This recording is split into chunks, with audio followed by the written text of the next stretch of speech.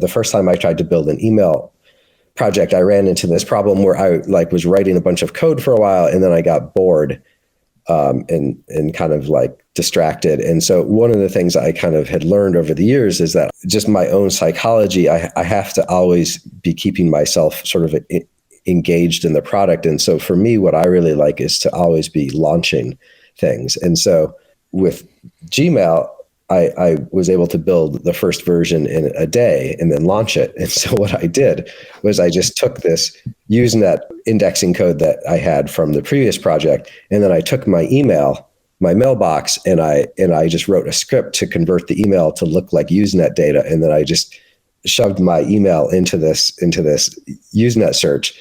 And then I just like launched it. I just sent it out to engineering to be like, hey guys, I built like this email search, let me know what you think. And so, that's like the first version of day zero of Gmail was I launched this product. What did people say? People say, well, it's kind of useful, but it would be better if it had my email instead of yours. And so that's like a feature request. And so it was all just iterative. So I built the first version in one day, and then, I got feature requests, which is like people wanted to search their own email, not just my email. So then I'm like, okay, now I know what to do. And so like I went to work and I made this thing that would kind of like crawl through the home directories and suck up people's email and index it and then partition it so that it would just get like one person at a time.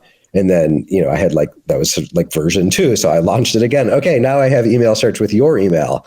And so then people would be like, okay, this is cool. And now I want to reply to an email. I'm like, okay. So then I went in and added a reply feature and just, iteratively would launch, a new version every day or two. And then just constantly people would complain about, now they want to send email or whatever, they want an address book, and just kept adding feature by feature, or, it's too slow, or, whatever the problem is, and try to keep making the product better and better. We continued through this process, and there were a lot of complicated ups and downs in there as well. But ultimately, we came up with this goal that would be ready to launch to the world once we had 100 happy users. And this is something, we still kind of use sometimes in advising startups, because it's actually a pretty good way of working on a product, because it's easy to get people to sort of like tolerate a product, but you want them to actually, some of them to actually like it, but you don't need all of them to like it.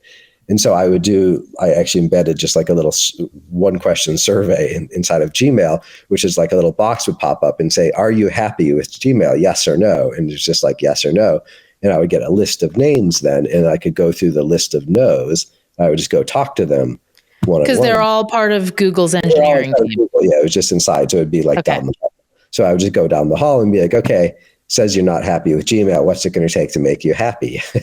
And so just, it's basically door-to-door sales. Like, it's like, what's it going to take to get you to be a happy user? And for some people, they'd be like, well, basically it needs to be exactly like Outlook. And I'm like, well, that's never going to happen. So, cross this person off the list.